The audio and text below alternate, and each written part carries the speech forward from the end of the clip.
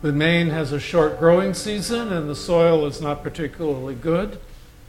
So this would be a place where you could be a farmer and get by, but you weren't going to be, you were in some ways exempt from the stresses of the global agriculture and agricultural commodity production.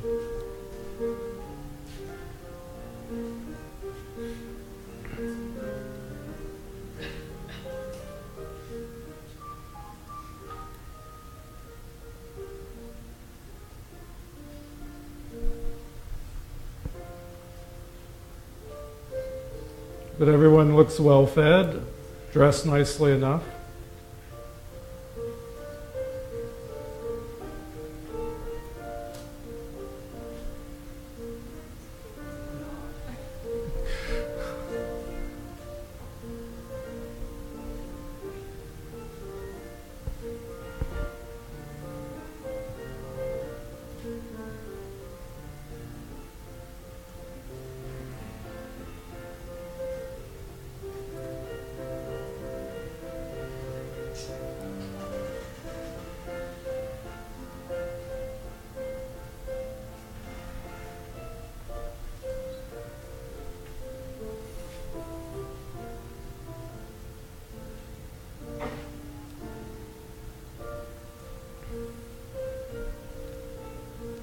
So one of the lessons we might take away is that sort of the classic idea of the yeoman farmer still was alive.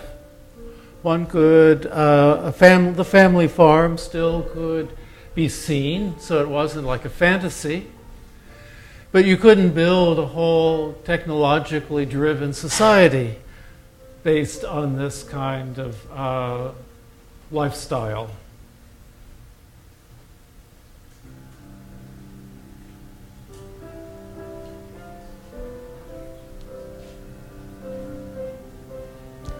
But you might like it as an image of a way of life that's calmer, more independent, if in fact it was.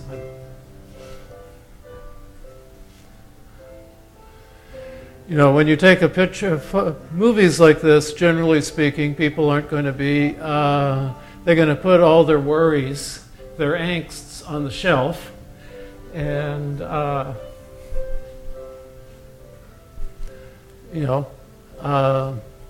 try to be normal.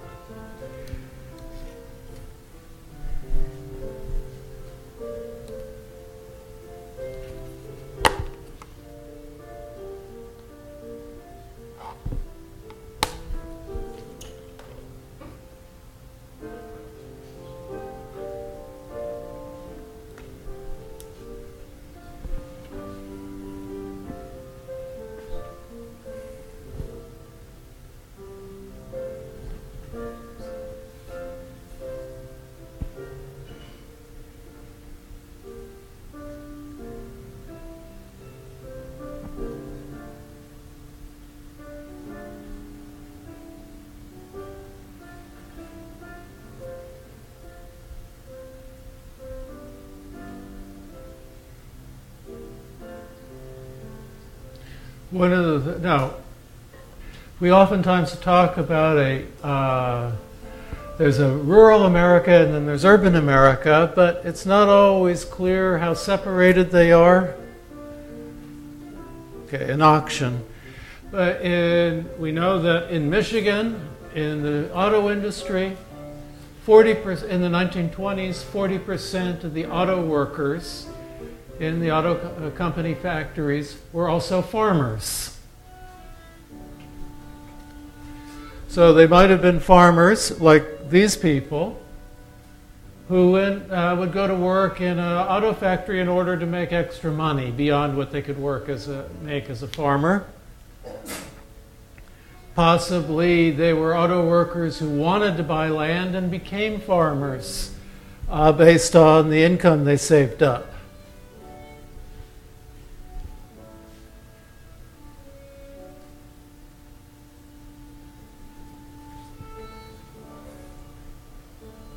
So.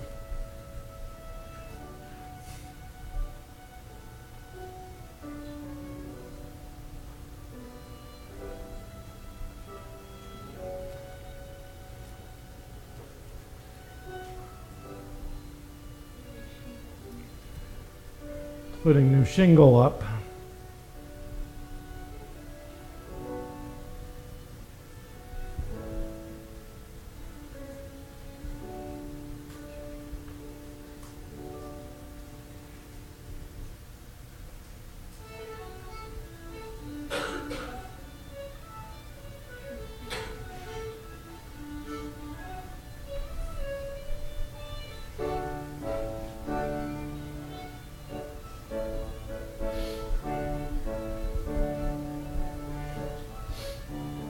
One of the things demographers have told us is that really prior to the Civil War, it was very uncommon for grandchildren to know their grandparents. Life expectancies were such that you probably would never have met them.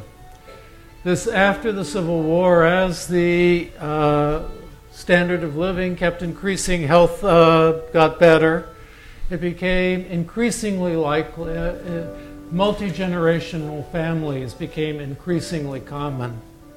But at the time that this film is taken, it's still something relatively new in the society to have 3 generations able to live together and interact on a regular basis.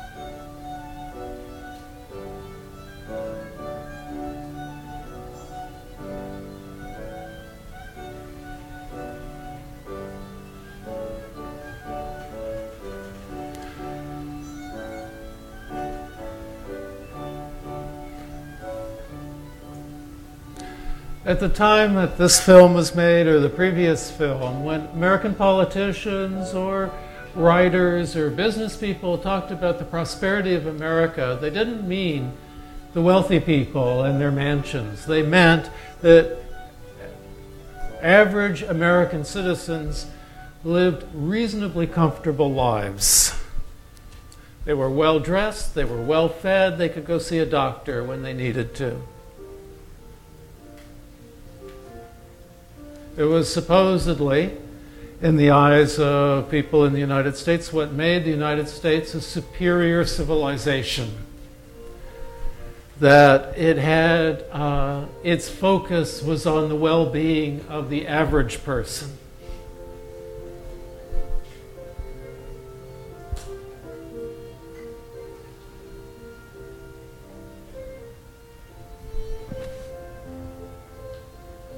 Well,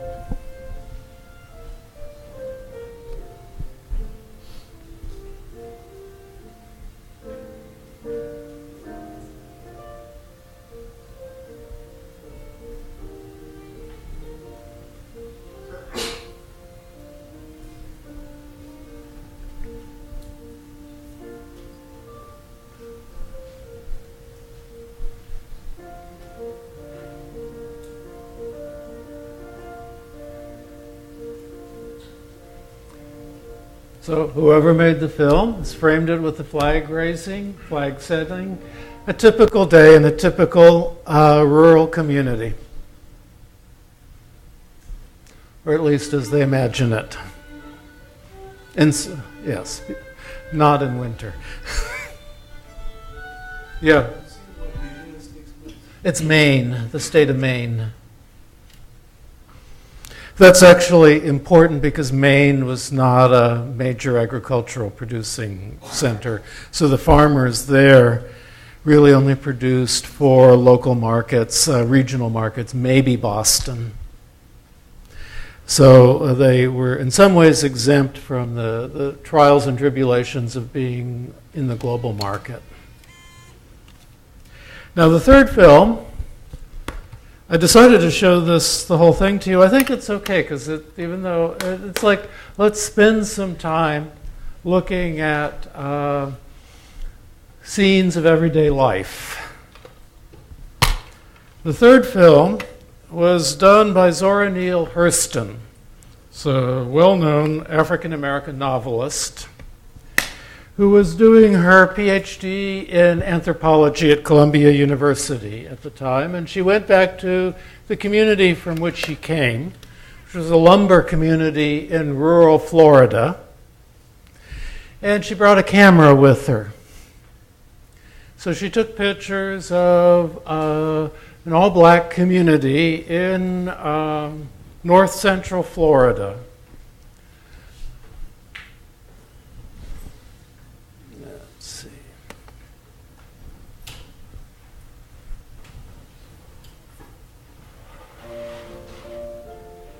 North central. Yeah, north central.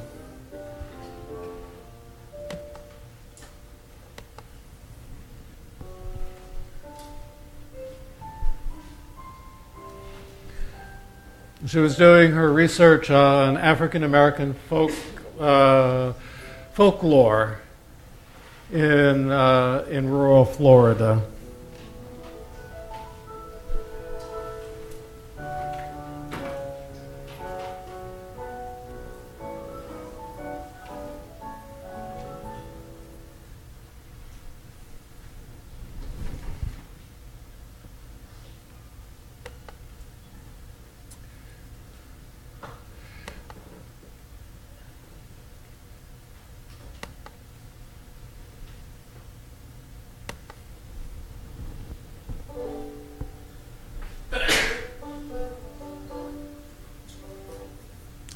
So all of the people in this film were living in a lumber camp, essentially. The adults worked as cutting down timber.